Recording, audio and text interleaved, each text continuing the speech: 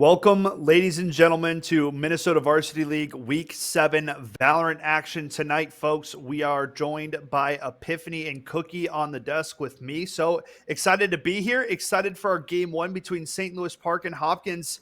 It's going to be a treat. Epiphany, looking forward to the matches tonight or what? I'm looking forward to it. This is going to be a good one to start things off. We got SLP versus Hopkins. And, the thing for me is this. There's upset potential here. If we see an upset, that'd be super fun to watch. Hopkins currently 1-4. On the other side, SLP 4-1. So Hopkins right now, this would be an opportunity to maybe kind of go out with a bang before divisionals, try to get this upset locked in. You got to really, really come with the fire, though, if you want to try to do that. When it comes to the side of SLP, you guys are just smooth sailing. You're dominant. You want to keep that consistency. For sure. Cookie, yourself, what are you looking for in this first match of the evening? I mean, in the first match, you know what they say, a man with nothing to lose is a real scary one. And Hopkins are in a position where they're playing for their seat at this point. So they're probably going to be pulling out all those new tactics that we haven't seen yet in an attempt to try and create an upset here, get back in the game. We're getting really close to the end of the season here. So these last games to get that higher seed are going to be really, really important. St. Louis Park have proven it time and time again that they're just a super powerful squad. And it's going to be an interesting race to that round 13 where it can really kind of make or break our entry into divisionals next week in week 8.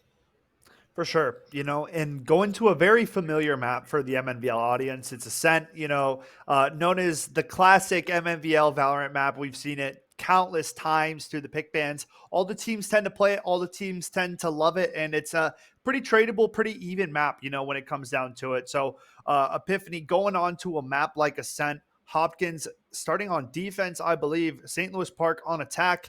But, I think we're pretty used to seeing St. Louis Park starting on attack. It's something they tend to like. It's something they try to lead with, aggressive tempo and kicking in things nice and early, not giving a chance for the other team to kind of warm up and get into it. So how do you think that's going to affect this Hopkins team that's been struggling this season so far on Ascent?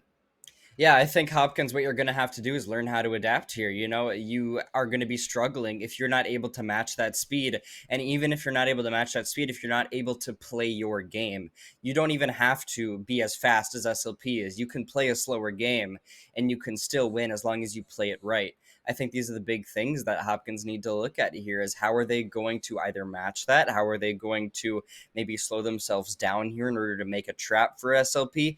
Regardless, SLP will come at you swinging. They'll come at you fast. It's going to be important to strategize how you want to try to overcome that. For sure.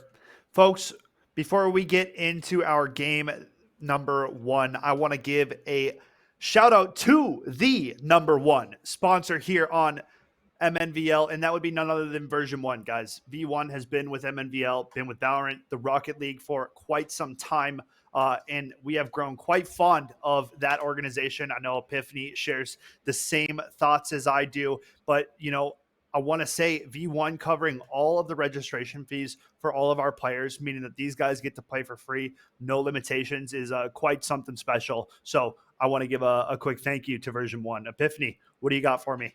Yeah, VERSION1 always doing great things. And, talk about great things on the side of Rocker and VERSION1, the Call of Duty team.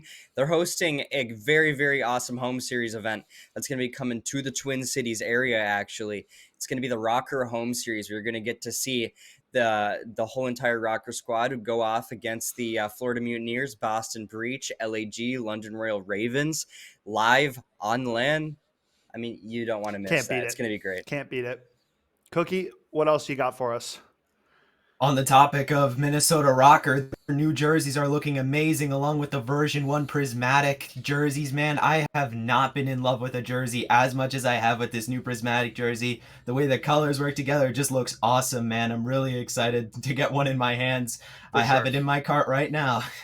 For sure, dude. They're sick. Those are some sick jerseys. And last but not least, VERSION1 having a watch party December 3rd at the Imagine Theaters in Eagan, Toronto. I believe. So get out there if you want to witness some Call of Duty action, guys. I believe that's a week one opener, if I'm not mistaken, Epiphany. So Rocker, new roster looking sick as always. Going to be some serious contenders, but Valorant action on the docket, folks. St. Louis Park at 4-1, taking on the struggling 1-4 Hopkins. It's going to be a good matchup nonetheless, right? Hopkins coming out, getting onto Ascent, and they get the defense side, right? That's a big thing because Ascent is normally a defense side of map. If St. Louis Park get out to an early roll, though, it might be a quick one to open up our night. But game 2, a 5-0 squad taking on a 4-1 squad, folks. I'm going to wait to reveal the names for later, but very good action coming up, man.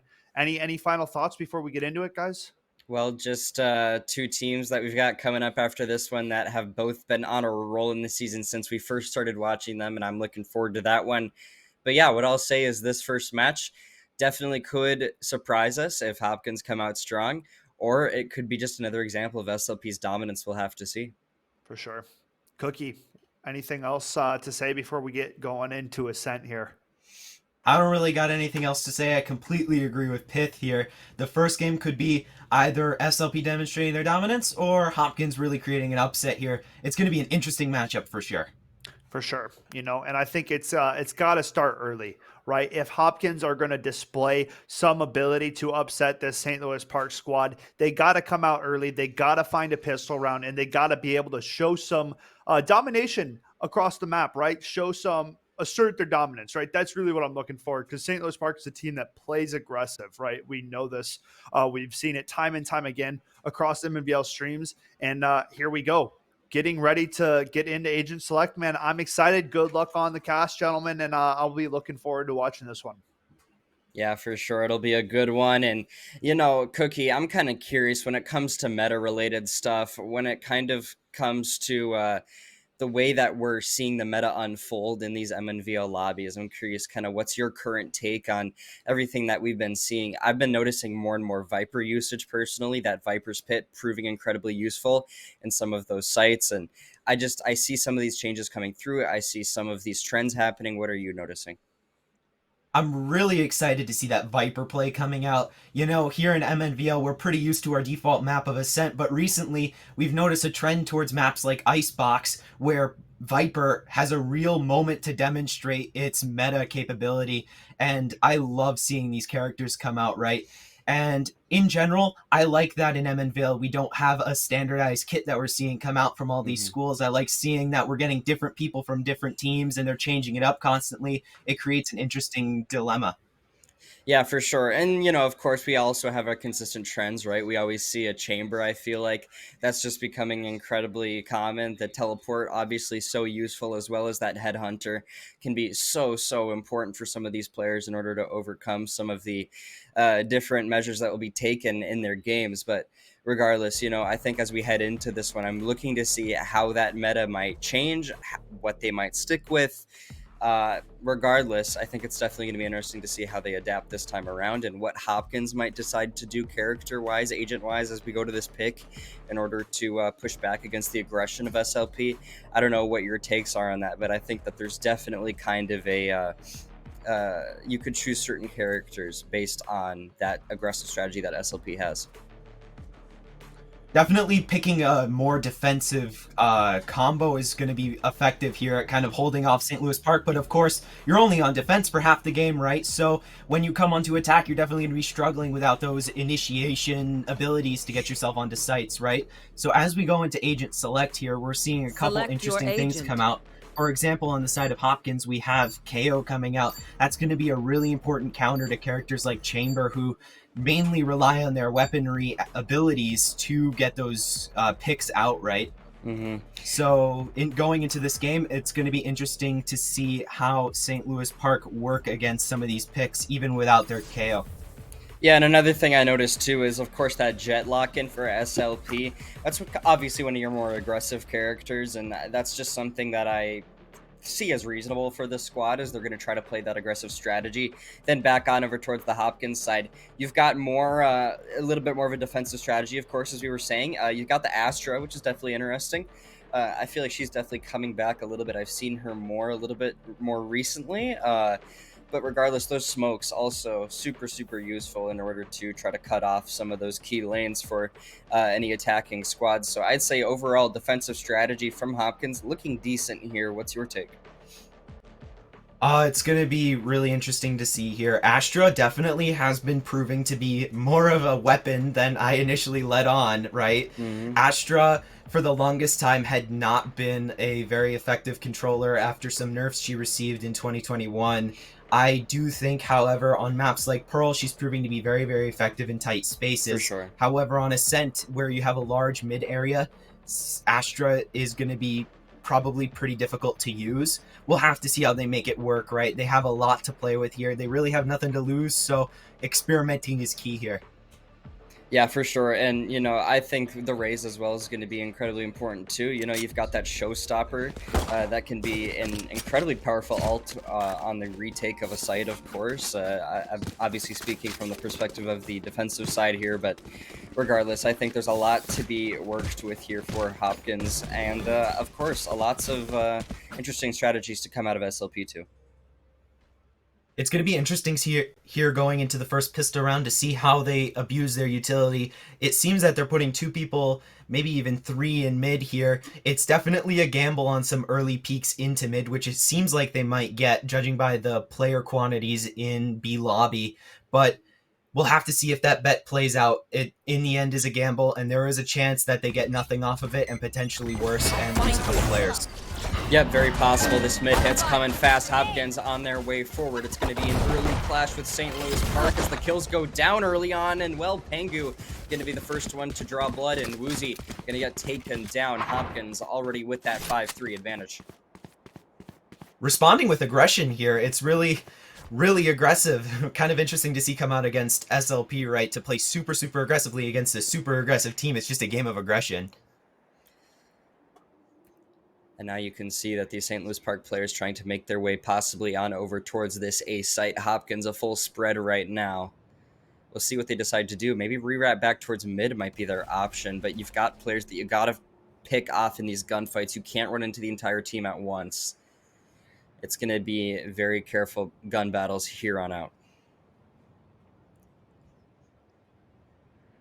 Hopkins here have the player advantage. Their gamble at the start of the round definitely played out. However, St. Louis Park will probably pick up a few as they push on to ace site and bring that back down to 3-3. Yep, and well, here come the gun battles that I'm talking about. Crone able to find a big one for St. Louis Park, and maybe the second one as well. Yes, knock him down. It's going to be a 3 versus 3 now. Hopkins still in control now after they find another. It's going to be Pengu going big for the next one too. Boombot out here. This could be what you need if you're Pengu. The shots are good though, and well, that's enough to close out that first round. Hopkins starting things off strong, and well, this is what we were talking about in the pre-show. That's what they need to do.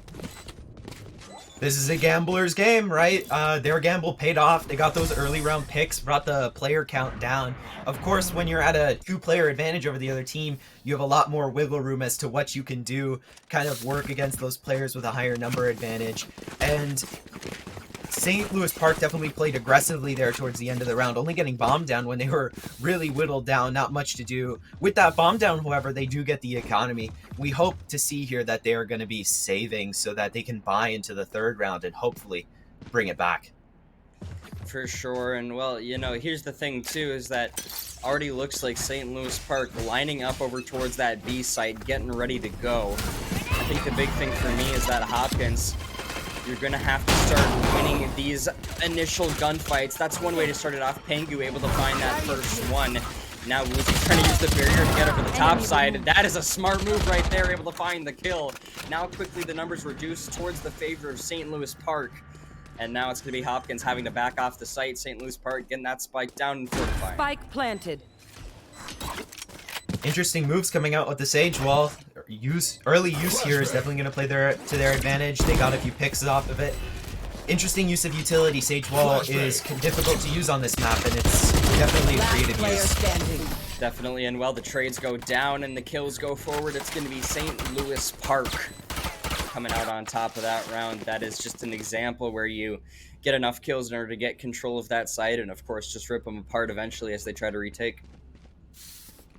St. Louis Park, of course, whittling down Hopkins over time. They succumbed to the judge at the start, which was definitely difficult, but there's not much you can do with a shotgun and no information as to where it is, right? So as they pushed that angle, cleared the shotgun, they were able to just punch their hole onto site, start using some of that ability proficiency against Hopkins and pull the round out. For sure. And well, now next round underway. It's 1-1 in our scoreline, and SLP trying to get another on the board. This A site, though, contested right now with Hopkins players, and you can see as well that that fade helping to get some of that information going in the favor of Hopkins here, as Sova Dart out as well. I believe that might have been. I couldn't quite tell, but regardless, St. Louis Park, no Sova. But St. Louis Park right now trying to move their way back on over towards this A site here, but it's going to be Hopkins here early on. The gunfight's about to go down, and Pengu trying to find the initial one, but so far, no engagements just yet, but it seems like it's about to hit a catalyst here as drone goes out, but it's going to get shot down, and well, here comes the kill early on. It's going to be Taisha finding one. Pengu, though, for the trade, and well, numbers quickly reducing. St. Louis Park coming out on top of the kills, and Hopkins, numbers already not in your favor. Spike planted.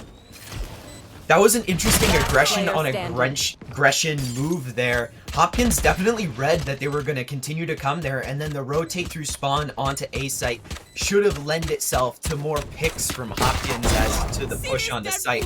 However, clearly they weren't able to profit off that very much, but they just need better positioning to be able to profit off those sorts of things, and they weren't playing off each other very well.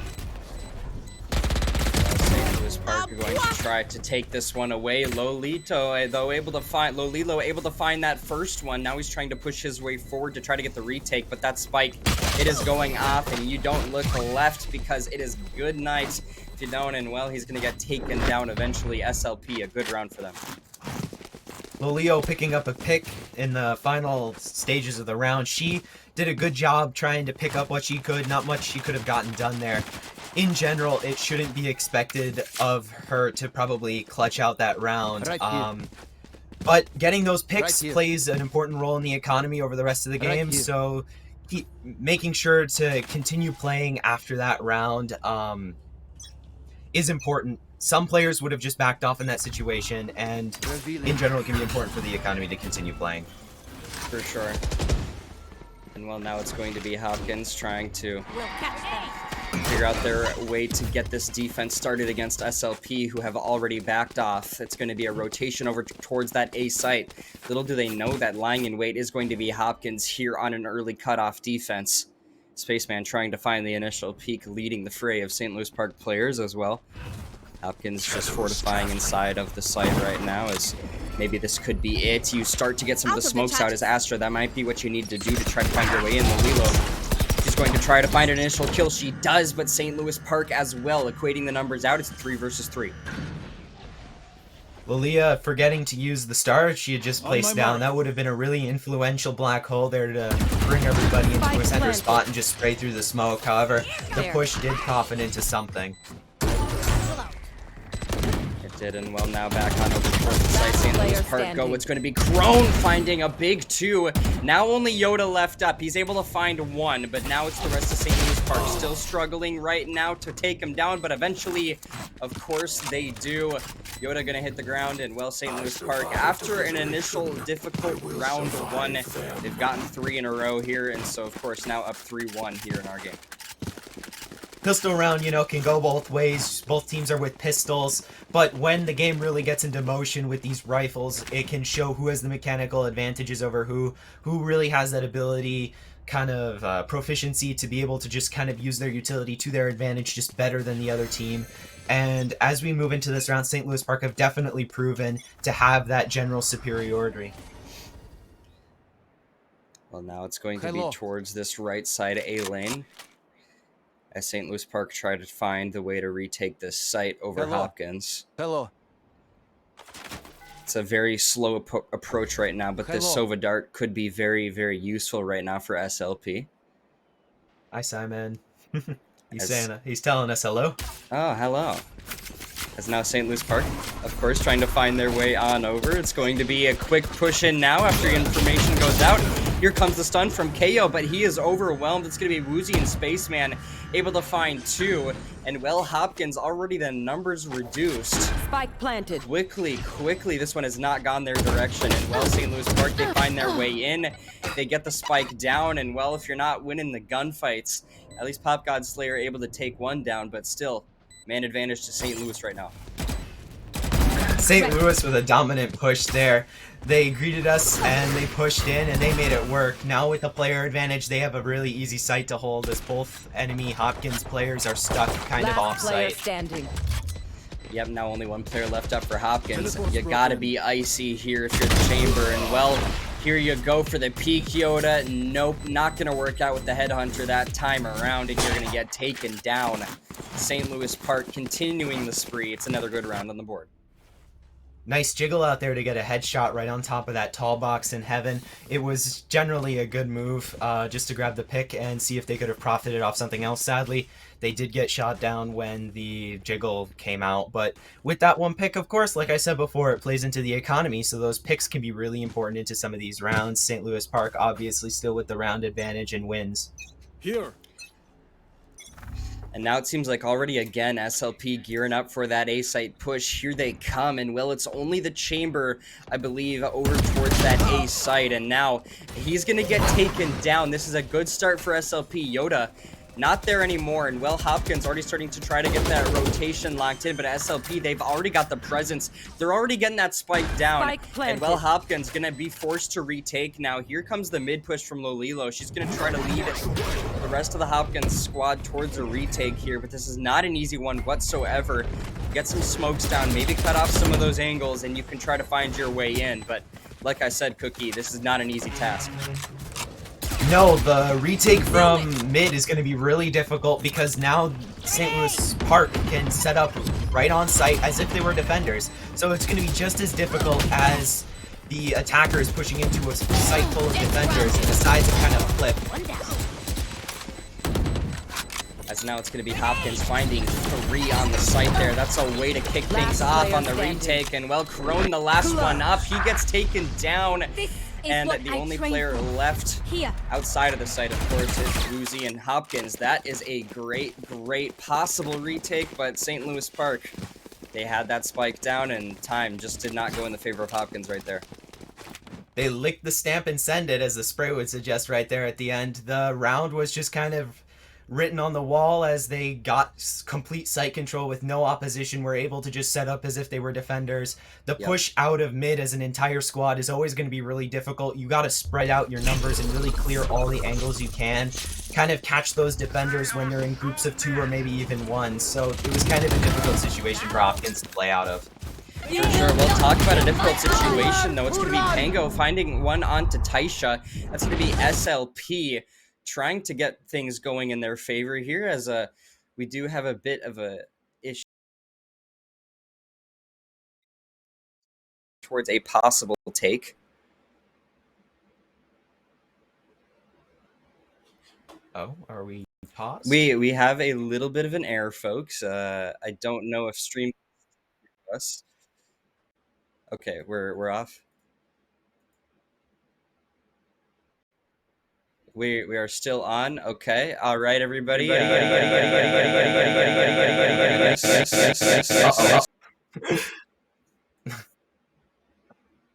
right, folks. We are having a little bit of a technical error here. That's okay. Production doing everything they can to try to fix this one. As I was saying, Hopkins was trying to find that retake as SLP was finding their way in quickly, and it looks like we're back and ready to go here. I think we might be in good standing now, as looks like SLP, yes, it's going to be SLP now on over towards the site as they try to find the last remaining players up for Hopkins, and that is going to be SLP getting another round on the board. That's a 6-1 lead now. Hopkins, a few close calls there. They could have gotten a few more rounds, but overall SLP usually able to find an answer. Hopkins, you know, working in the shadow. They had a really good round there from what it seems, but we weren't able to see it, sadly. At the end there, however, I think it was just an ill decision to be peeking those kinds of aggressive angles with an operator. It's just not wise, and even though they were able to trade out of it, it could have been used more effectively to potentially clear someone like Spaceman who is hiding in a corner further away. For sure. Well, now it's going to be Hopkins right now towards the inside of the site on the defense, of course, again, as SLP move their way in quickly on board with Pengu as he tries to find an initial kill onto any of these SLP players, as it looks like they might be opting for a rat back. Yes, they are. They might be heading up mid here or over towards A. Hopkins gonna have to adapt to this one very quickly, as now it seems like the initial kills going down towards that rotation gonna be in the favor of SLP. Spaceman able to find that first one, and it looks like they're gonna get to walk right in over towards that A site, and it's gonna be a plant going down here for SLP. Now they just gotta defend. Spike planted. Very difficult to play off your Astro Wall when no one's gonna block that entrance. It's supposed to mainly be a defensive option when people are pushing in to put it down, force them to peek without any information, but when there's no one to shoot and people can cross, it's just not gonna profit anybody. My goodness, I mean, SLP knew how to take care of those rotating Hopkins players real well there, and it was all red in the kill feed. Hopkins not able to find a single one on that retake. That's an example where you just see a little bit of an error in communication, maybe just not quite discerning where you want to hit for a trade, whatever it may be, but regardless, SLP did a good job, of course, there on the attack, now up 7-1. Here. Out of charges. Going nearly into the double-digit rounds here, Hopkins don't have very much time left to kind of get themselves ready for another pistol run and a play on the opposite half of the field. They're just gonna be at a struggle going into the next half if they can't find something in the next few rounds. For sure, and well, now as we head into this next round here, of course, it's going to be St. Louis Park opening things up strong with another first blood. That's going to be Spaceman getting that bomb plant down, and well, Hopkins having to retake once more. And well, it seems like St. Louis Park, of course, trying to cut them down on that retake, as is Hopkins, but well, it's all going in the favor of SLP right now. Yoda able to find one with the headhunter, but that's about as far as it goes for Hopkins on that retake. In St. Louis Park, they have completely denied Hopkins the opportunity of finding their way back in. You know, seeing the Odin used in a situation like that really proves that it's a really imposing weapon to play against. When you're being sprayed down by an Odin from sight and you can't even see it due to its wallbang power, you're just gonna be completely under stress. You're gonna not know who's coming from where, the sound of the bullets rushing past you. You're just so confused and lost. Players can just come from around you and pick you off, and that's what just happened there. Exactly what just happened, and well, it seems to me that St. Louis Park already trying to find their next opening into the A site, and well, it's going to be Pengu picking things off with another first blood. He's gotten quite a few for Hopkins here, but of course not enough for the scoreline, but regardless, 4 versus 4 right now as St. Louis Park trying to find their way back in. Drone out, going to be shot down, and well, Hopkins trying to keep the defensive boombot going out for the raise, and it seems like St. Louis Park still just trying to find their way through the front door here. Hopkins, though, not fully rotating just yet. I think they might think that St. Louis Park might try to wrap around to another site, which could be very possible. We'll see what they decide to do here. Very interesting off angle for the side of St. Louis Park there with the wall up into the doorway. No one's going to expect such an elevated position when the only floor is close to the ground. So as the defender peeks off of generator, all they're going to look at is the floor, and the player hiding above is just going to shoot them from above. As now we've come kind of to a standstill here. Nothing really happening as St. Louis Park and Hopkins 30 seconds completely at a standstill. SLP making the decisive maneuver, and oh, that's a little bit of a shutdown there. Hopkins not quite able to make profit. And well, St. Louis Park trying to find their way in. They get that spike down, and well, Hopkins, of course, having to do that retake once more. And last time this happened, they got completely shut down. All kills not going in their favor, and well, let's see if that happens this time around. It's going to be an initial kill, though, for Lolilo. She's able to find one, and a little bit of smoke out. This could be what you need if you're Hopkins to get the retake. 3 versus 3. It's all about finding the trades towards the backside. The smoke is. And, well, Sova on the site. You're going to try to take that player down, but no, you get taken down instead. Yoda on the defuse. It's going to be Hopkins finding the kills. Now only one player left up. It's Woozy, and he is the last player down. Hopkins, a successful retake. They right their wrongs, and they get another one on the board.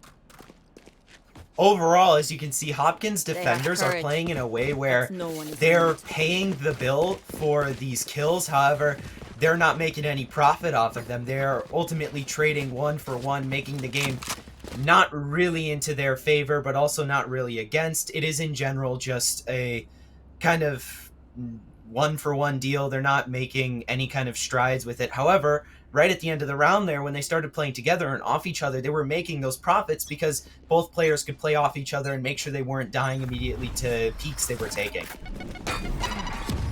Talk about dying immediately to peaks. We'll see if that's going to happen to SLP again here, or maybe it's going to happen to Hopkins. Crone able to find that first one, and well, Hopkins now already in the back seat. St. Louis Park trying to push their way through the middle, and good shots out of Jet right now to try to find this kill on Topanga. Taisha able to find that one, and Hopkins, the numbers quickly dwindling as SLP try to find their way in. The numbers continuing to fall. Spaceman for another one, and well, that's going to be the bomb going down, and blink and you miss it.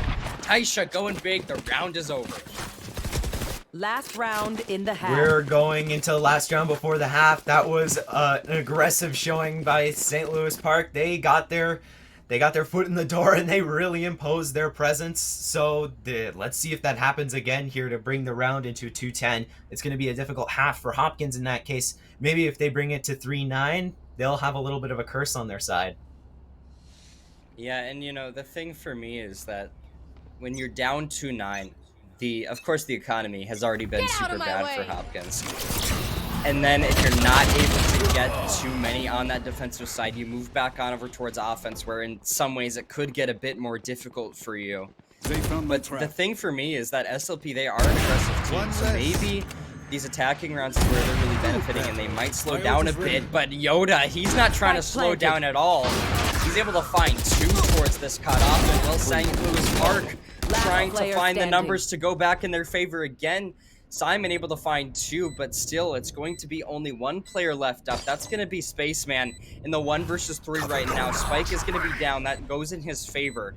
But still, Hopkins trying to get that retake. We'll see if Spaceman has the ice here. Spaceman, I always have trust in Spaceman. He's going to clutch this up. We'll have to see. That was a really influential round from Yoda in mid. This could be it here. That Spike about to go off. Spaceman could be using enough time. Oh no, he's able to teleport behind him, but he gets taken down eventually. So Lolilo, close. she's on the bomb, and that is just not enough, I don't think. Yup. It's gonna go away just with a little bit of time to spare. And that one hurts Switching if you're sides. Hopkins to get clutched up on like that, but now we switch sides, and it seems like it's gonna be back to square one here for Hopkins. Maybe that's a good thing for them, as they can get this second half to go in their direction more. No 9-3 curse, sadly, so they won't have some mystical advantage. However, they almost profited off that round. However, the lack of aggression on Spaceman and overall little control of sight when they have a one-person advantage over Spaceman led to them playing too slowly to get that bomb diffused before it went kablooey. So we're going to have to see how they fix some of these problems with pacing going into the next round, and hopefully we can see more effective utility usage along with their ultimate usage, which has generally been lacking for the rest of the game. Yep, talk about utility. We'll see what is going to happen for the side of Hopkins on this attack. We'll see how they use it to their advantage. That's going to be some of that KO coming through, that flash proving useful possibly, as now they try to break their way on in. Here's Yoda to find his way forward, but he's going to get taken down by Woozy. Check out Lolilo with that bomb plant, though. That could be pivotal here for Hopkins. St. Louis Park going to have to get that retake, of course, with that man advantage, though. So maybe that's going to help them in the end here. Pengu, a big kill to start things off would be massive on the defense, but no. Simon, Crone, Taisha, they all go big. For Lilo, she's the last one up. She's able to find two, but taken down eventually by Crone and Spaceman on the defuse. St. Louis Park, that is a textbook retake right there. St. Louis Park, they got the pistol round, so now it's going to be a thing of if they can just confirm this bonus round of economy on Hopkins. However, Hopkins seemed to still be buying some weapons, such as the Spectre such as some Spectres. However, we'll have to see if that ends up staying before the end of the round. If they win their bonus, it's going to be a tight final round where both teams are going to have their rifles, and once one team just gets the lead, they're going to come home with the game. Yeah, you know, I think SLP obviously on the brink of it right now. They're trying to find a way to take this one away here shortly, but Hopkins, you got to muster up something here if you want to have any chance of winning this one. As Taisha now sits towards the middle of the map looking for any of these Hopkins players. It seems like they're going to be opting for that B site. Here's Woozy here to adapt to that, and well, Hopkins right now struggling to find any way forward. St. Louis Park abilities are out, and well, Spaceman finds a big one on Tajarian. As now St. Louis Park still, of course, the man advantage. Hopkins struggling to find anywhere to go. They're kind of being choked right now, Cookie. Well, strategically, yes, but however, there seems to be now a lack on one side of their backs. They could easily fall out here. However, they're kind of out of options as to where they can go with this late in the round. Yep, exactly. They don't really have much that they can do here. I mean, you can try to find your way in, get some initial opening kills, maybe make them go in your favor, but no. When you go for the break, Taisha and Woozy go big. They take you down. Well, you only find one if you're Hopkins. That's an example where maybe you're stalling a little bit too much time. Maybe you're not being decisive enough. But regardless, now SLP at match point. SLP, they claim their bonus round. Now it's tight. It's match point. If St. Louis Park can keep it tied here for the rifle round with kind of cheaper buys coming out from Hopkins, making this only that much easier for St. Louis Park, this could be game end. This could be over right here. St. Louis Park on that defense, already going out with the aggression. Here's Taisha towards the top side of the lane, pushing things out forward, trying to shoot through the smoke. Nothing just yet for Taisha, but regardless, you're gonna back on forward. You're gonna back forward if you're going to be, as Simon says, he's gonna try to find something towards Hopkins. As a Boombot, gonna be going out here for Hopkins. Nothing for that though. It's gonna be a rotate back on over towards that B site. This is your last ditch effort here. St. Louis Park going to rotate soon as well. Here they go on the minimap. You can see the arrows start to move as well. It's going to be Pango trying to find his way in. This could be an initial first blood that could be massive for them, at least on this site, but no, it's going to be St. Louis Park continuing to cut them down. Lack of utility usage. If they had thrown that nade there into market, they could have prevented Crone from peeking. However, that did not come out, and in the end, they were able to just spray through the smoke as we go into match point. That's going to be it right there. St. Louis Park closing out the game in a dominant 13-2 scoreline. That is one way to continue your dominance in the season if you're SLP and Hopkins. You're struggling a little bit. Yeah, man, what a match we just witnessed. You two getting to cast it. Ascent, man, it's a tough match, right? Yeah. If you don't get things going, it is not a very fun map to play on. It's very lopsided in terms of, how it can go, right? Sometimes attackers get the better of you. And as you can see there, the aggression from St. Louis Park paid off. It's what they're known for, right? We talked about it before the game started, and it shows through again. So, I mean, you guys were in there casting it. What do you think SLP did so good on the attacking side that really separated them from Hopkins here tonight? Well, definitely their utility usage. If we look at Hopkins throughout the game, that Astra Wall, for example, in the first half, having it come out to block that push onto A site. However, no players were on A site to benefit from that wall. Sure, psychologically, it might affect St. Louis Park from pushing onto the site, but Hopkins failed to profit off what could have been an actual consequence for pushing that site. So St. Louis Park definitely did a better job using their utility to their advantage, and just in general, getting the advantage over Hopkins in certain situations, especially tight ones. For sure. Epiphany, what about yourself? I would say it's the just kind of aggression and speed of decision making from the side of SLP. When you look at their defensive side there, they did a really, really good job of making sure to rotate some of those sites that Hopkins were going to. You saw that adaptation come through relatively quickly. So obviously communication with where, maybe even sound cues, maybe even just general kind of deducing where they might be going. I think that was really, really well done. And then you look towards their attacking side, kind of the same thing, just the other way around. They find their way into sites quickly that they decide they want to go to, and then if they're feeling a bit indecisive, they know how to make their decisions, and they make them relatively quickly. For sure. Yeah, no, I couldn't agree with you guys more. It seemed as though, the decision making and team play was just a bit quicker on the St. Louis Park side. They move up to 5-1 now to finish out their Valorant regular season. So, with Valorant divisionals coming up just around the corner next week on Saturday, it is going to be a treat. All of the MNVL Valorant action that you could want, folks. So, be tuned in. I think we're live at noon, I believe, to 4 is the goal. So believe so. at least 3 or 4 Valorant games is on the docket for this Saturday, 2 Saturdays from now, or upcoming Saturday? I believe that's upcoming 2 Saturday. Saturdays. Upcoming Maybe Saturday? 2? I don't Get know. back to you guys for sure date on that. But stay tuned. It's coming up. So, folks, we still have another game on our schedule. When we come back, we are going to have Hmong Prep Academy taking on Washington Tech. It is going to be a treat of a game, so stay tuned, and we'll come back with more MNVL Valorant action after the break.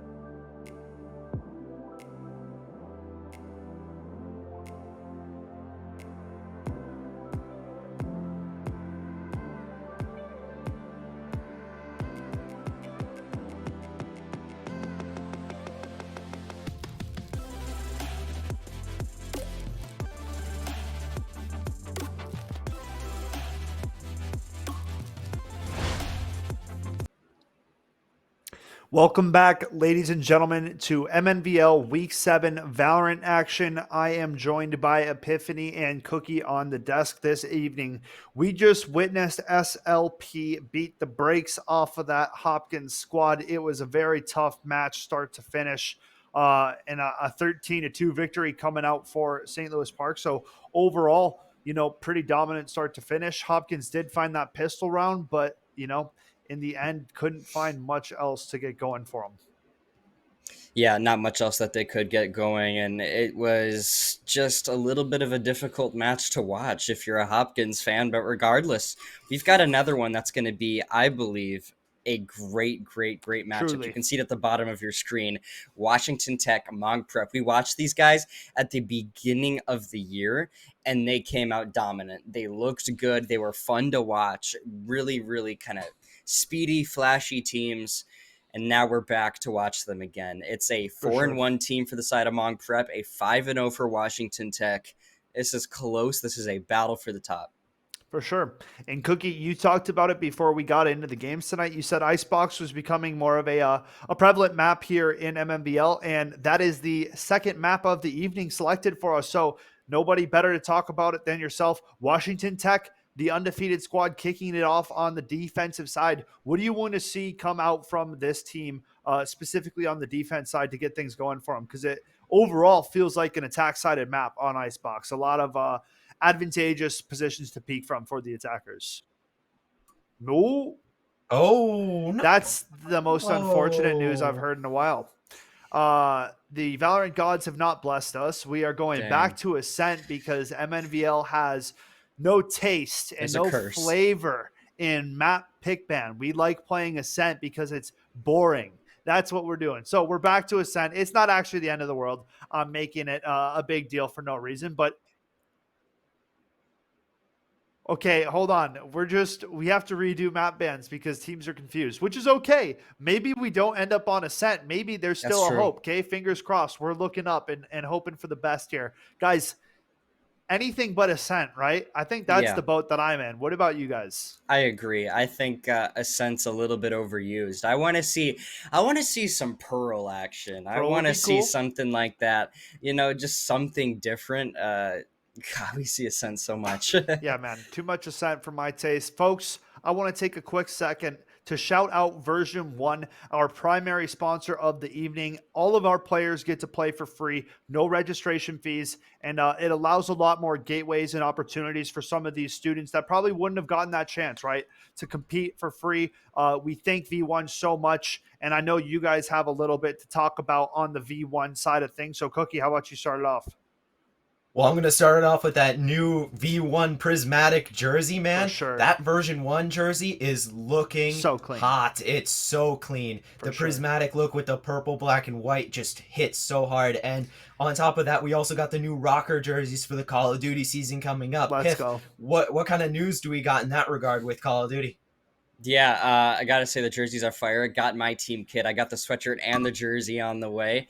But the season's coming up. We've got awesome watch parties coming to Minnesota in the Twin Cities area. And actually, not just watch parties, we've got an entire event. It's going to be a LAN event with LAG, Boston, London, and Florida playing live on LAN 2 separate times here in Minnesota, live in front of an audience. It's going to be great. The season's starting very soon. We got a watch party this weekend against Toronto. We play Optic Texas on Friday. Whew. So excited. Yeah, it's going to be epic stuff. All that information available at version1.gg, folks. So go check that out. Nothing but the best from V1, as you would expect. And those new jerseys are just chef's kiss, okay? That's all you got to say, guys. Fire. Just voila. Yeah, it's good stuff. But, I want to get back to you guys. We are talking about Valorant Divisionals. That is taking place Saturday, December 10th. So not this coming Saturday, but the one following. So mark it on the calendars. We will be live with about 3 or 4 games of Valorant from MNVL. So Other than the state finals, this is the most amount of MNVL Valorant you can get in one day. We are packing it in. All casters will be on deck, and it's going to be lots of fun. I mean, teams show up, they play their best, they know what is on the line, and they know state seedings are so important to kind of determine your route to the finals. Apple Valley have been the kings of the league so far, back to back in that category, and now a lot of contenders on the rise. Do you guys have your eyes peeled on any teams besides these guys? I mean, 4-1 Hmong Prep and a 5-0 Washington Tech trying to stake their claim for MNVL Gold. Looking on the south side of the brackets, I'm looking at Blue Sky and Washburn High School. You know, looking at their last 2 games, Washburn High School, they got a new player. He's doing really nicely. And in their last 2 games, compared to the one they played on stream with our technical difficulties, oh my God, they have come back as a team, claimed 3rd place. They are ready to probably challenge Blue Sky for that 2nd place with Apple Valley making their first states appearance. So I'm really excited to see where that goes personally. For sure. Yeah, definitely something to keep our eyes peeled on. Epiphany, any teams standing out for you? Minnetonka, I'd say Minnetonka is really standing out for me. Of course, they're one of our top teams here in the league, and one thing that I'm very curious about is, are they going to beat Apple Valley? Will they be able to beat Apple Valley? Because Apple Valley is looking for the 3-peat. That is something that we are looking at, right? That is the possibility on the horizon. And Minnetonka, I feel like, this is obviously just my take, I feel like if there's going to be any team to take them down, I feel like it would have to be Tonka. Yeah. Yeah, no, definitely a lot of contenders. I'd say Rogers are a team that I haven't heard a lot about, but they're definitely a contender. You got to say Minnetonka, you got to say SLP. And I think whoever comes out on top of this matchup right here tonight, right, could very well be marking themselves a contender. Imagine Washington Tech comes out, they shut it down. We got the word, we are going to Ascent. So it is what it is.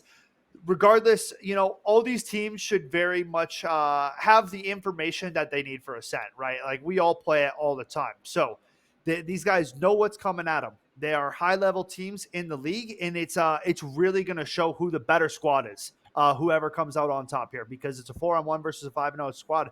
Both teams know how to win, but can you win against better competition, gentlemen? That is the question that we are going to find out here tonight. All right, folks, it seems like we're going to head to a quick break here. We're having a little bit of a player issue, so when we come back, we've got some Hmong Prep versus Washington Tech action.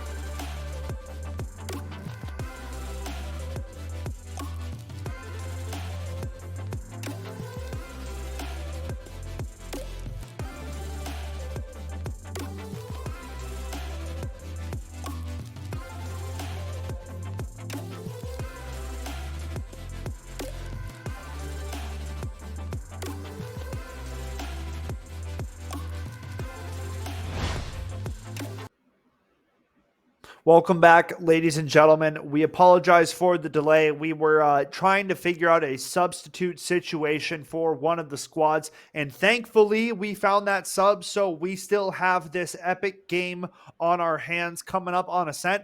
Are you guys excited or what? I know that was a bit longer of a break, but I mean, I'm still excited that we're getting a game. I'm excited to see how they're going to do now, considering the circumstances. You know, that's a little bit of a shakeup. It might change the mental a little bit.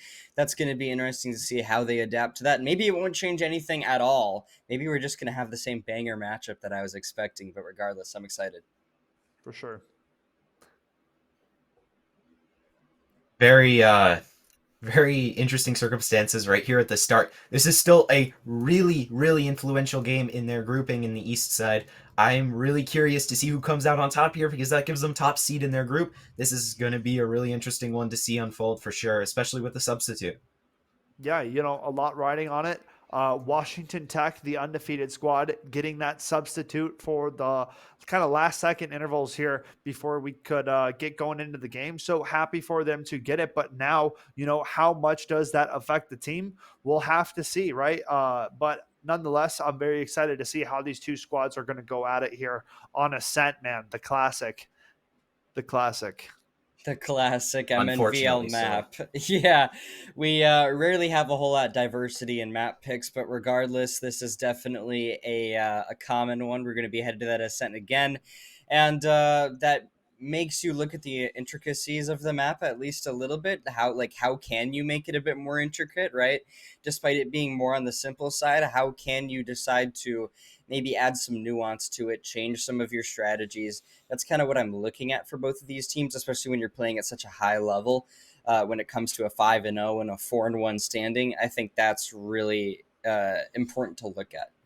For sure. And we'll have to see if there's any kind of differences than we saw in our first game, right? Both games tonight being on Ascent, we can kind of look to see what we kind of saw in the first game and see what transitions over into the second one. So looking forward to it. Good luck on the broadcast, guys.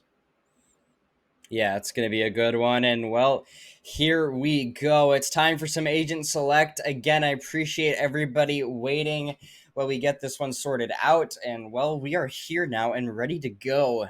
What do you see in here, Cookie? Immediately what jumps out to me compared to the last game at least is the lack of Astra. Kind of to be expected from these higher ranking teams. They are probably to understand the nuance of why Astra probably wouldn't be very effective on Ascent. However, both teams kind of hovering half and half here. Mm-hmm. Brimstone coming out on the side of Mung. We're going to see interesting plays with him with his Molly. Potentially, they might know some lineups, which would definitely affect the post-plant situation, and Ascent lends itself to a lot of post-plant play. And seems like Among have locked in Sova, KO, Brimstone, Reyna, and Chamber. It's going to be an interesting one as Washington Tech still hovers with that with the Fade pick. Fade definitely proving to be a very, very difficult player to counter. With the status effects that are layered on top of each other with the utility, it can be in general very difficult to play around a Fade. But with a KO, you can pretty easily shut her down before anything serious happens. Yeah, and you know, I look over towards the side Among Prep again, and I see that Sova. That can be incredibly useful to have when you're on this attacking side. I mean, Absolutely. you get some of that initial information with that dart on the offense, and you're able to break into that A or B site pretty well. That can be super useful when you get your initiators to work as effectively as Sova does. And then, well, you get your duelists to go in, you get your Reyna maybe to try to find a few key kills, and you can be in good standing there pretty early on. You know, in early 2020, when the game came out for real and Ascent was revealed to the public, Sova was nearly in every single game, still is on Ascent. Sova just has so much dominance with his recon capabilities. Mm-hmm. Ascent is known for its wall bang walls. Through B main, you can shoot right through it if you know you can shoot the lobster. And in general sites like A site, you can shoot the bottom of heaven there with the Odin and just clear out whoever's down there with really no opposition to peek out on you. So having Sova's darts and drones to pick out those people, mark them through a wall, and spray them down is such a free, easy pick in most situations. So to have a Sova is pretty critical on this map, and to see Washington Tech go without it shows that they have something planned to counter that. Yeah, I think that's the big thing, right? Is that Sova is such an important character here, as you just mentioned, and the fact that Washington Tech don't have one makes me very curious about what their plan of counter is. I don't know what form that would come in, but I think that they clearly have an idea here of how they want to play this based on the characters they're choosing for this defensive side, and you could argue that Mong Prep is maybe using that Sova a bit more usefully because they're on the offensive side, but Sova, of course, useful in all situations. But regardless, now it's going to be Mong Prep gearing up for that B push. It's important to mention also that Fade does have some recon utility herself. With her eye, she can throw it through a gap, for example, on B main, still peek some people out with it, and shoot through a wall. However, it is just nowhere near as dominant as Sova's utility, so even without a KO on their side, it's going to be difficult to counter the Sova that's on Among Prep. And well, now we are off to the races, folks. Mong Prep trying to break their way on through towards the B site. It could be a close match. It could be a fiery one. We'll see how it goes down, as initially it's going to be that bomb going down for Mong Prep, as they've already found their way in quickly. Washington Tech, the numbers already reducing, already being pushed back. You got to find an answer here. Maybe Sky to be the first to find one in response. So far, Mong Prep looking good on the site. Here comes the flurry of players, and well, Mong Prep finding all the kills. Here goes T to go big, though. Carphanelia, she's able to find two, and now it's a 2 versus 2. Low HP, though.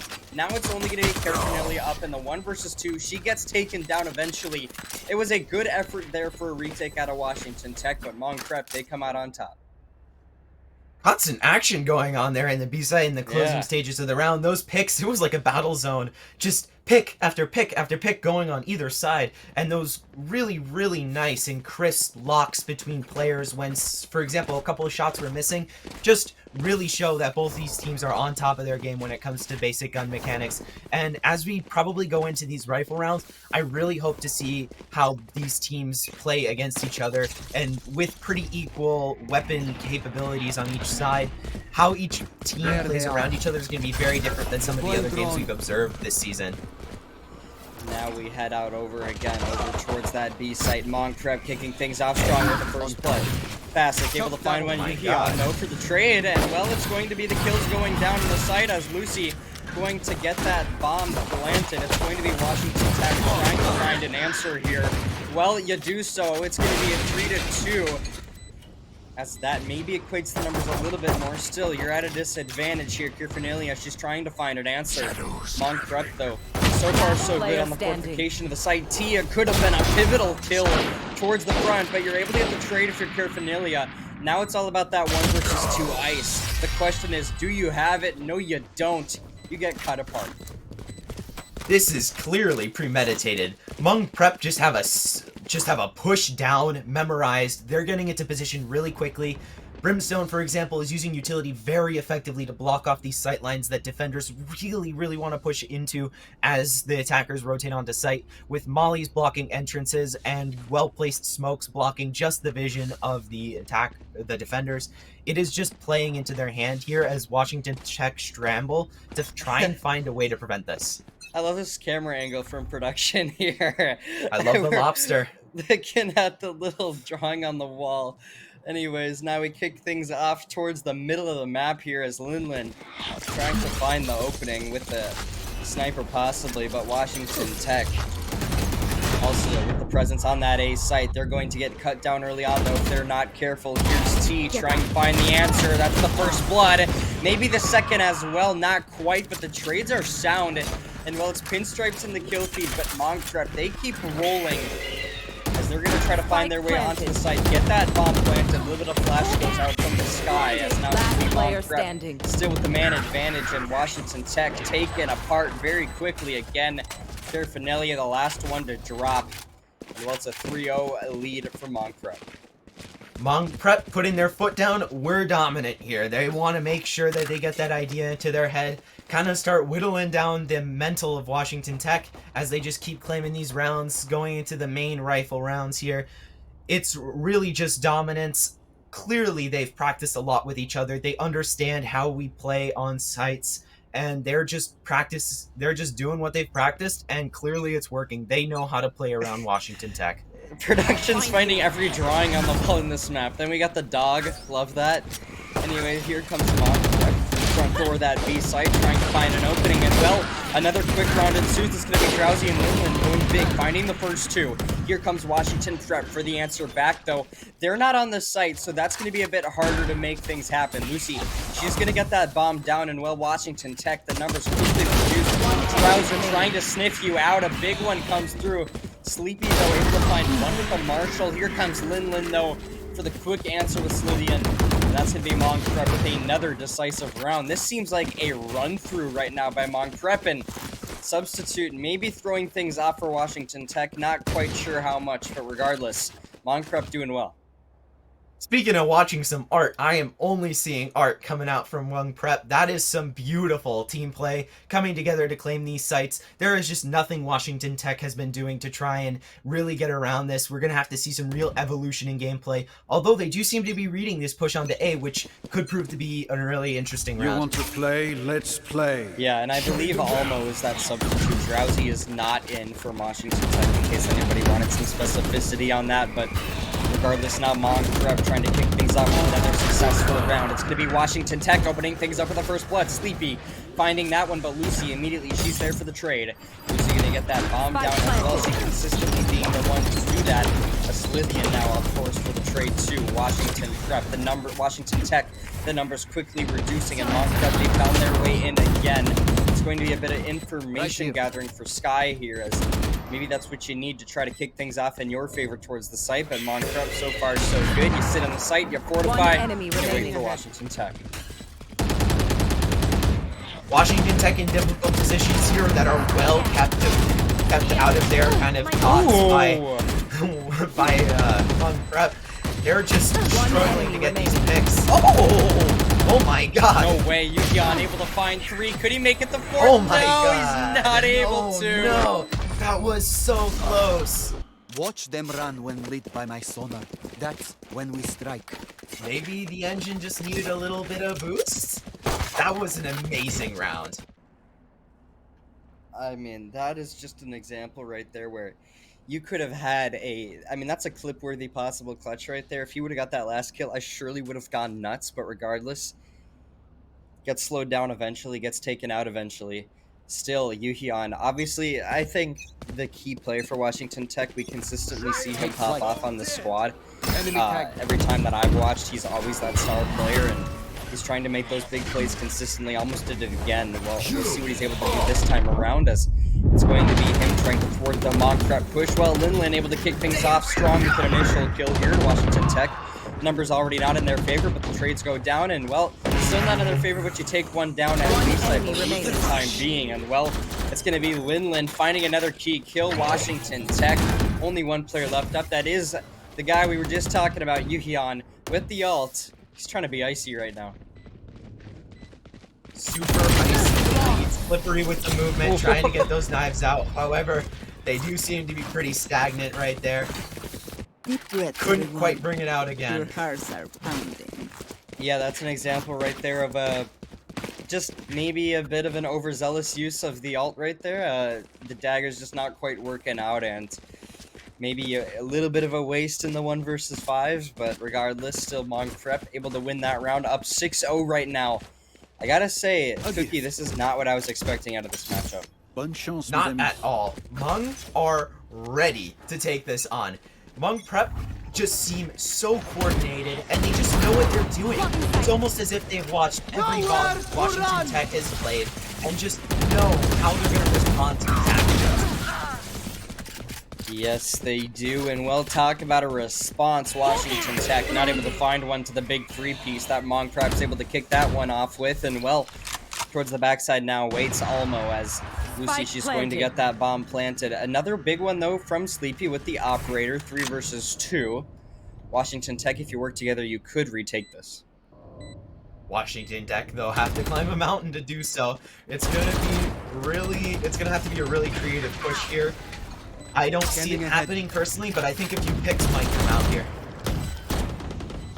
They may, and well, Monk Prep up 3-2 right now in the life count still. It's going to be that spike planted and ready to go. Almo with the shots in. Washington Tech not finding the kills just yet. Well, as I say, that's Sleepy able to find one. Almo, can you get the second? Yes, you can. You gotta find the last one now, and that bomb is down. Unfortunately, Slithian goes big again, and Mong Prep take another round. Almo was in a difficult spot there. As they pushed into backside, there was no time on the bomb anymore, so it was pick or no pick, loss regardless. So that was tough, definitely, for Washington Tech, as they definitely got the picks to reclaim that round, but in the end waited just a moment too long to be able to get that bomb down with all their picks. So in the end, it's a profitable round. They get their kills, they keep their money, but in the end, it costed them a win. Yes, it did, and well, these rounds have been very difficult for Washington Tech. You need to find an answer right now, as you could be handed, I believe, for them, their first loss of the season. As they are 5-0 right now, they could go 5-1, and well, the trades are looking good. Washington Tech making it a 2 versus 2. Mong Prep trying to make that a 2 versus 1 in their favor as well. Maybe that's going to go the opposite way, as finally Caraphernalia, she goes big to find 2.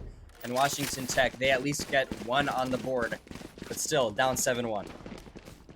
Washington Tech finally sat down and started reading their book, so we're really seeing here how they figure this out and how they plan on continuing to evolve to counter Hmong Prep. However, we do seem to have a freeze in the gameplay here. Yeah, we've got a bit of a freeze, but regardless, at least we got a freeze on the scoreboard, so we can talk about that. You have Yuhyun going big right now as well with that 7 and 8 still. I mean, I would say that's not an insane KD, right? But it is something. It is the highest on the team. It's about even.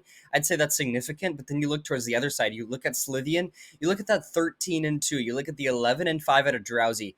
But that 13 and 2, that 11 and 5, that is so pivotal. That's obviously over a 2.0 KD for both of those players, well over for Slithian. And that's just kind of where, when you're getting that many kills on the map and you're not dying that much, you are having such a profound impact on the numbers. You're making those numbers go in your favor so much, and it becomes just so pivotal towards the gameplay. Remaining. But now we tune in towards the round on course right now as Washington Tech. They have just slaughtered out Mong Prep. My goodness, what a thing to come back to. That's going to be another round for them. That's a flawless round. What are with teams this today playing in the shadows? Both these teams today have found a round, almost, or have found a round when we're not watching. So, do you think maybe they're under pressure from us as streamers? I don't know. It's maybe being on camera changes things. I don't know, but Washington Tech, I mean, right when we're not looking, of course, is when they go big. So maybe they're just a bit camera shy, but regardless, it's going to end up being Mong Prep. Still up 7-2. Washington Tech, though, the momentum in their favor. As Sovadart here, we'll see what Mong Prep can find, but Yuhyun not starting things off well for them. It's going to be 2 kills to kick things off here, and well, already a 5-3 for Washington Tech. Slithian a big one, Drowsy for another, and well, quickly you've made the numbers even. We're seeing a lot of interesting play here. Hmong Prep feel threatened. They know that currently their Chapter 1 has been read, and they're going to have to switch to Chapter 2. Who knows how many chapters they have in their booklet of strategies, so it's going to be interesting to see if Washington Tech just keep reading these. Yes, and well, now as we continue at a 3v3 standpoint, right now Mong Prep is trying to find their way over towards this A site, possibly initially. Now they're rotating back on over towards B. They're doing it quick as well. You want to cut off those Washington Tech players on the rotation, and you want to get that bomb planted. As you don't have the numbers quite in your favor, Lucy, she's going to get that bomb down. As this is a massive round for Washington Tech, it could be massive to secure this one, as Almo trying to push on forward, gets taken down by Slithian. T, though, for the trade, 1 versus 2 for Lucy as the Brimstone. And well, Caraphernalia, she's going to teleport on over. This could be a massive kill to come through. It is T able to find it, and well, that's going to be enough time for a good defuse for Washington Tech. Defuse the spike. Interesting that is definitely plays a here good by way to keep things going here. Interesting plays by Hmong Prep to kind of change from that all on site, all killing from every angle that you can enter the site from to a playing off into lobby and then having one player in the back. It's an interesting way to try and counter one of these 3 people pushes. If you catch one player off guard before they realize, all of a sudden the numbers are even, but you're going to have to continue to deliver on those players who now know, which sadly didn't happen, and we're here at 7-3, and that is a consequence of that round. Yeah, now Washington Tech momentum, right? Maybe they just needed a bit of a warm-up. We see that happens sometimes. This could be Teams an often instance go of through a little warm-up period, Yep, trying to for learn sure. their enemies. This is their first time playing against each other this season, so it's an evolution for sure in most games when you're playing against a new opponent. For sure, yeah, I think this is definitely a adaptation phase here, and they're starting to see what Mong Prep does. That communication obviously being key for them to adapt to that. As well, now it's going to be over towards that B site that most of these Mong Prep players lurk.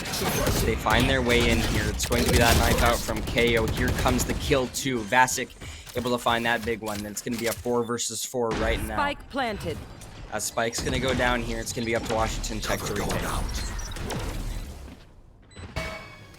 Washington maybe losing their reading glasses a little bit. They missed an opportunity to potentially have helped his defender there by moving through door before it closed. There were a lot of signs there that they were going to move the site. However, there was no response to it. So, Mong Prep, they got sight, and now they got to fight against something unfightable, which they were clearly struggling against early on in this game. They're nearly able to find a big one. It's going to be a 2 versus 2 right now as he equates the numbers. It's going to be Mong Prep dropping though. Only the Brimstone left up, and oh, Lucy, she's able to get a clutch up. That is a good thwart of momentum there for Washington Tech. I thought that they might have got that round there in the end, but Lucy, of course, a nice clutch there to stop them from getting another one on the board. Washington Tech have a little bit of a tough bye going into this round, of course, with only 3 rounds on the board and having lost the last round. Mong Prep, however, they are ready to go. They've got the whole kit, Operator coming out, the Odin, of course, an Ascent favorite through those wall-bangable walls. We're going to have to see how this goes into half. Washington Tech now spread out on the defense. Here as Mong Prep make their approach. They're trying to move on over towards that A site, I believe. Here's Sleepy as well, trying to find one towards the middle of the map. This could be a massive kill to take. His presence not quite known to Mong Prep yet. It seems like Washington Tech are starting to rotate back on over towards this A site. Mong Prep, they are here and ready to go. This could be big. Sleepy able to find that first one onto Linlin. That's going to be numbers in the favor of Washington right now. As Mong Prep try to fight their way into the site. Almo taken down. Another one onto Yuhion from Slithy, and of course a big player to take down. And well, Lucy, she's going to get that plant, and Washington Tech are going to try to equate the numbers here and then retake. Really good ultimate usage there, and just playing off each other. Clearly, Mong Prep has planned out who is going to watch what as they push onto sites, and then also comboing that ultimate use. Dodging one ult, easy enough. Dodging 3, not so much. You're going to fall victim to at least one of them, so it's a real power move to try and secure that round before Here's Sleepy finding a big one. Drowsy, another one with the Operator. And well, Mong Prep, you eventually cut him down. Lucy, she's the last one to draw blood in. Well, Washington Tech, all momentum has been slowed to a stop at this point. And Mong Prep, that is another key round. We switch sides, and they're going to be on that defense. Washington Tech on the O. And maybe that's going to be what they need in order to get the scoreline going back in their favor again. Ascent, of course, being a very defender-sided map. Washington Tech are definitely going to need the 9-3 curse here to make sure that Mong Prep aren't quite as ready on their defensive side as they are on their attack. It's going to be interesting here to see what happens, judging that Washington Tech definitely have the more expensive buy. Yep, and you know, the thing for me too is that Washington Tech, they really are struggling when it comes to this adaptation, because they started doing it. You know, they started to finally get it, and then they just never turned that into anything momentum based for more than a couple rounds. Mong Prep, they quickly hopped back on it, and they just adapted to their adaptation in a way, and that's, I think, a big thing to consider here. But now as we head on towards that offensive side, Washington Tech is trying to find their way forward, but so far, they've determined that that A side is not the way forward to go. They're going to end up hitting a rat back through their spawn. Looks like they might hit the middle here. This might be where they decide to go and then hit over towards B. Regardless, Mong prep. Still all players up. Washington trying to draw that first blood. Playing slowly but tactily, they are marking out where they see players, where they think players are, trying to make sure that their team understands that certain angles shouldn't be peeked. There. Yukion able to take down a big one, and well, Mong prep trying to find the answer. Linlin, that's a big kill to get as well. 4-3 right now is the score line, and well, Slithian equating things out a bit too, but he gets taken down eventually by Sleepy. Washington Tech still with the man advantage right now as Mong prep. The numbers start to dwindle, but can you be icy? Slithian, he's trying to do just that. Able to find another big kill, and well, Washington Tech in the 2 versus 2 right now with that spike planted. Mong prep trying to get the retake. Ooh, a beautiful shot towards bottom heaven by Slithian. Now you find the next one maybe. Ooh, they're a little bit windy in the city, but regardless, Drowsy's there for the help, and Mong prep, they get the retake. Now flee. Beautiful drop headshot by Scythian. Good mechanics, but then up close, it kind of fell apart. But Drowsy's, of course, there to help out. That's the importance of team play. When even in this situation where you wouldn't even consider something going wrong, there always needs to be somebody there to clean up if it does, because it's never not a possibility. For sure, and you know, here's the thing for me too, is that, you know, when you look at Washington Tech and you look at situations like that where they really, really do have the opportunity to win, bomb down, you've got control of the site, you just got to win your ones at that point. You got to win those one-on-ones, and you got to learn how to not get pieced like that, because that is a real big problem if you're going to end up getting multi-killed, if you're going to end up losing some basic one-on-one gunfights that you could really win. That's where things really don't go in your favor real quick, but now we kick things off towards the next round, folks. Washington Tech trying to find their way forward again, and maybe this flash for Vasic on Mong Prep side going to be key for some of that information gathering, at least. As we've come to a bit of a straight line standstill, all teams kind of deciding where they want to go right now. Interesting move by Vasic there. They were throwing their flash up into the air through the foliage to try and flash out whoever was in mid so that their mid player could peek out. Nothing was profited off that. As a matter of fact, Vlasic was flashed by his own flash, but if there had been somebody there to clean it up, they would have probably profited quite heavily off of it. Marked one. Well, now Washington Tech in the 3 versus 5 Mong Prep on the brink of getting another round secured, and well, you can just spray and pray, possibly. Maybe sometimes, but I guess not that time around. You get taken down eventually for Sova. Spike planted. Well, it's going to be Mong Prep still with the man advantage, though. Spike going down for Washington Tech. It's up to you to get the retake. You don't want to crumble this time if you're Washington. I think that is the big thing to consider here. Lucy, a big kill, though, for Mong Prep. As maybe that crumble that I was just talking about might be ensuing. Almo a massive 2, though. But you can't do it all alone. You can't be the one-man army. And Mong Prep is taking another site back. Just keep cleaning up the sites. They know where to take their picks. Washington Tech aren't winning these gunfights. Mong Prep are just going to keep profiting off of it until something really interesting happens, and maybe out of the blue that Mong Prep aren't going to really read at first. But even those plays are going to get quite predictable after maybe a round or two, or even midway through that round. So Washington Tech have an interesting kind of dynamic to have to play against here, where to pull this out, they're going to have to start winning and building that momentum that they just have not been building off of those rounds that they are winning. Yeah, so one thing I really got to talk about is just the slowdown from the previous parts of the season when there's a substitute in. That is a dynamic that I think we can't look over when you see this big of a differential in how they've been playing. Is it really the player that they're with? Is it Mong Prep turning up? Is it Washington Tech just not really conveying their full strategy to the substitute? I don't know, but regardless, it's not going well for them. I think I have a lot of weight in this as a former player. substitutions can make or break games. That team synergy requires all 5 people. It is a team game after all. A substitution can not only change mental, but it can change dynamics. You can lose certain compatibilities, and it can change your gameplay remaining. Oh for my sure. So goodness. this substitution definitely plays a large role in this. Talk about playing a large role. It's drowsy to find that last kill into Caraphernalia.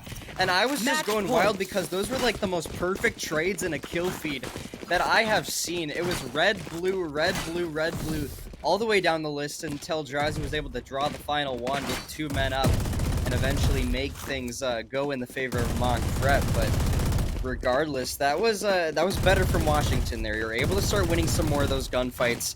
I think that is really, really key for them.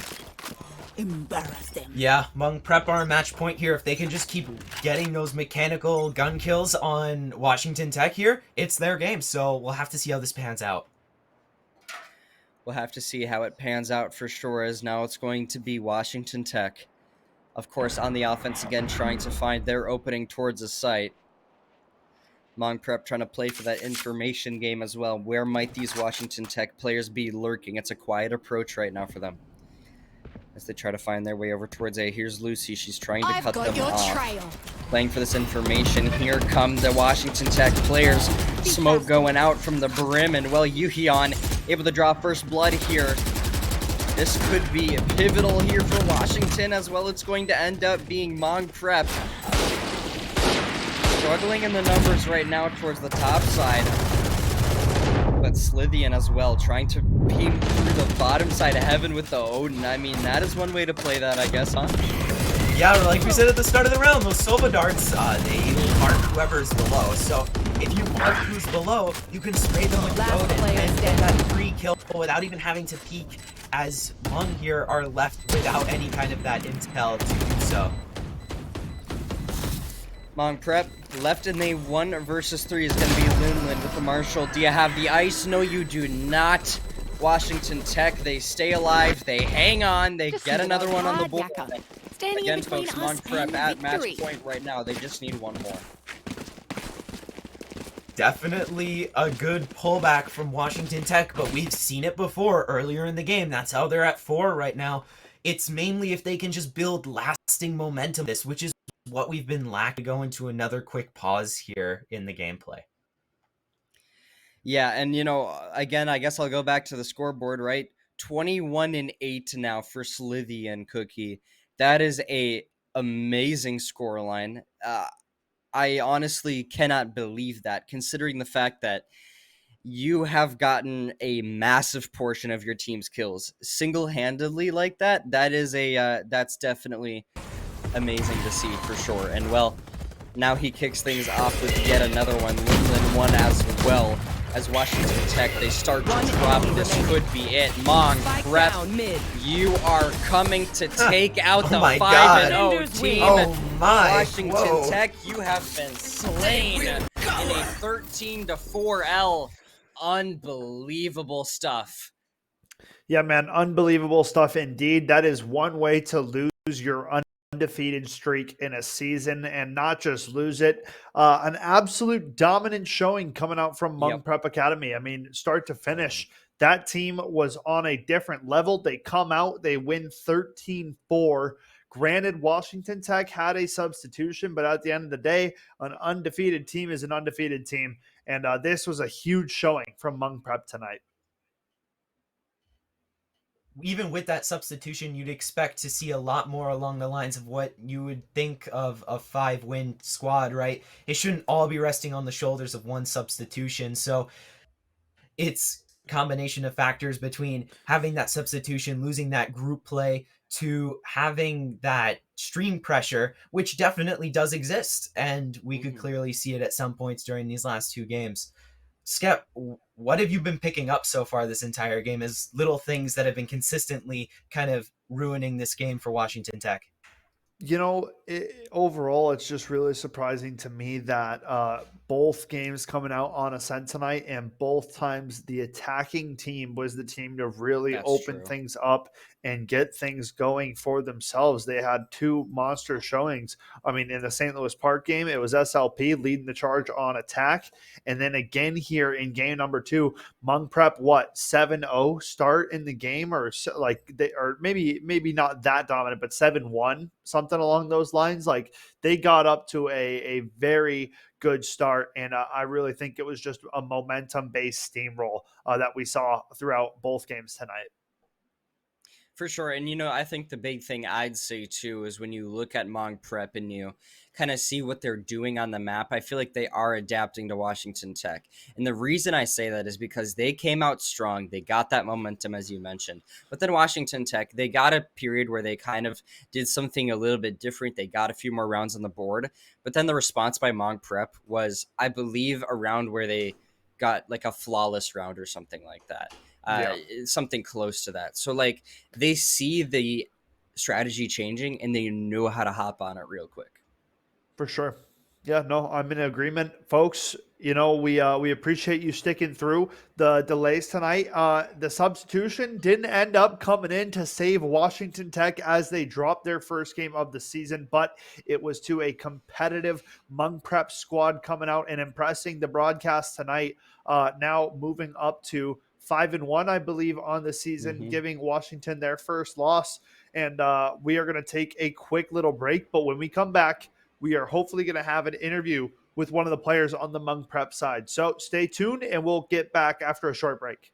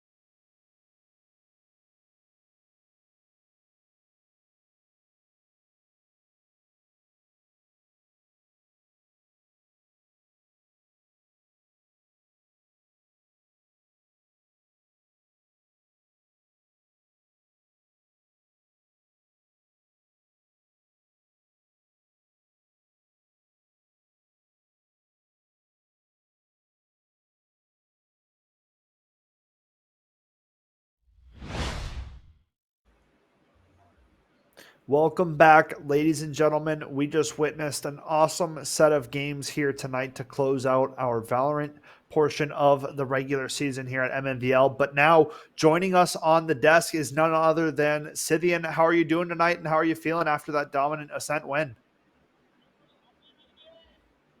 That's Awesome. great. That's great. I love the enthusiasm coming in, excited. I mean, and you should be. You guys played great. You looked really good. And I think my co-casters here have a couple of questions for you. Yeah, so Scythian, of course, congrats on the win. But the first thing I want to ask you about is the Ascent pick. You know, of course, Ascent, kind of our MNVL staple map. I want to ask you guys, what's the reason for the pick? Do you guys feel more confident in that map? Are you guys knowing maybe that your opposing team is less confident? I'm curious, kind of, what's your strategy regarding the map picks? So we basically we went in customs and we did lineups a lot, and then Ascent was the easiest one to do. So we like Ascent's our best map. We played that map the most out of all our tournaments or whatever it's called. And then yeah, it's our best map. I mean, the dominance showed, right? You guys were popping off all over the map, it seems. So props, and that extra work pays off. Cookie, what do you have for Scythian? So it definitely looked like you guys had a lot of agreements going into this game. Would you say that you guys practiced kind of pushes, defenses, and agreed upon certain things players were doing throughout the game beforehand? Yeah. Straightforward. I mean, yeah, it speaks Very for itself. straightforward, yeah. Epiphany, All right. what else do you got? Well, I want to ask you kind of about looking ahead in the season, right?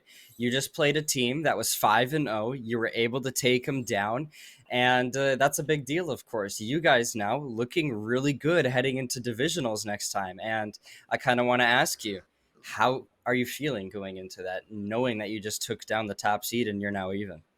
I'm feeling really confident and like super confident, but I'm also being like really humble, like not trying to boost that confidence too high.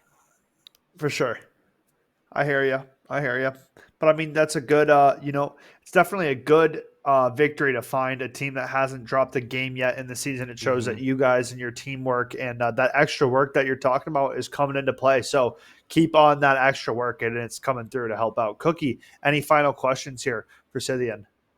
You guys look pretty set for divisionals. What do you guys have your eyes on? What do you want to achieve, potentially even going to state? I think we really want to go against Minnetonka. Minnetonka. That is a team Minnetonka, okay. and a half. Team So to take down. yeah, definitely keep your eyes peeled. There should be some footage of some Minnetonka games in the past. That is definitely a squad that is up there. And Hmong Prep, in you, Scythian, I think you guys have just etched your names as well in that competitor list. So we'll have to keep our eyes peeled on you and your squad for the remainder of the season. Best of luck in Valorant Divisionals coming up in 2 weeks. Wait, one more second. Let me give you some shout out time too. Don't let me kick you out too early. Take a second, Scythian, enjoy the shout outs, give it to whoever you have to, your teammates, coaches, etc. This time's yours. I want to thank my whole roster for being there and always being on time. And I also want to For thank sure. my coach Fuji, because he's always like coaching us and telling us like what we could do better, what we could do like better. And I also want to thank my parents for like allowing me to play, like For sure. my brother for like always trying to like make me more disciplined and stuff, me more like discipline on me. I Awesome. gotcha. Yeah, no, those are great shout outs. Thank you, Scythian, for joining the broadcast tonight. And I hope that you and Hmong Prep have a great rest of your season. All Anyways, guys, yeah, we witnessed pretty one-sided matches tonight. Ascent, sometimes it gets the better of you, and it seemed as though the attack side really got the better of all of the squads in the showings tonight. Anything else you guys have to take away from that? Game 2 was definitely a surprise. We were on the desk here thinking it was going to be a pretty even game back and forth, but Hmong Prep, they just came in with a goal and they took it. They just did what they had to do to get their target hit, and now they're at the same seed as the 5-0 team up until this point. So I think it's been a pretty successful run for them up until this point. For sure. For Yeah. sure. Couldn't agree more. Epiphany, how about yourself? You know, I think the first match was definitely kind of what we sort of expected. We saw SLP doing SLP things, but then, as you said, Second match was a bit of a surprise, right? You know, Washington Tech, we thought they were going to do better. We had an interesting substitution case, and well, Monk Prep, they steamrolled through them, and now Yeah. they're looking possible to win their division. I mean, that is where it gets real spicy for sure. But guys, this has been the last one. We got divisionals next on the horizon. Yeah, man. Divisionals, December 10th, folks. That is the date. Circle it on the calendars. 2 Saturdays away, and we are going to have a plentiful amount of Valorant action coming at you, delivered by Mnvl, man. It is going to be an absolute treat of a Saturday, but sometime before then, folks, I want to take one more second to give out a final shout out of the evening to Version1, guys. Primary sponsor of our Wednesday broadcast. These guys have been with Mnvl for quite some time. All registration fees covered. Our players get to participate and play in Mnvl for free thanks to what Version1 is offering and providing. And Version1 in providing and giving back has been a common trend, man. They've been helping out at the collegiate and high school level for quite some time and are very loved around this Minnesota area. Definitely some true kings and queens in the esports scene. You can't get enough V1. Epiphany and Cookie, what do you got for me? V1. Let's hear the praise. V1 have been doing an amazing job supporting our league, and then they also had to go ahead and release one of the best jerseys in esports, their version 1 prismatic jersey. It's looking amazing. That's the first place I'm going after this stream. I'm going to pick myself up one. I'm really happy with it. It looks amazing. The colors, the purple, the black, the white, it just all works so well together. Yes, sir. And along with that, they also released the new Minnesota Rocker kit for their Call of Duty squad. Yes, They've sir. been on a run, and there's a lot of news to be told about them. Piff, what do you got on the Call of Duty? Yeah, I copped the player kit for sure, of course. I got the sweatshirt and the jersey.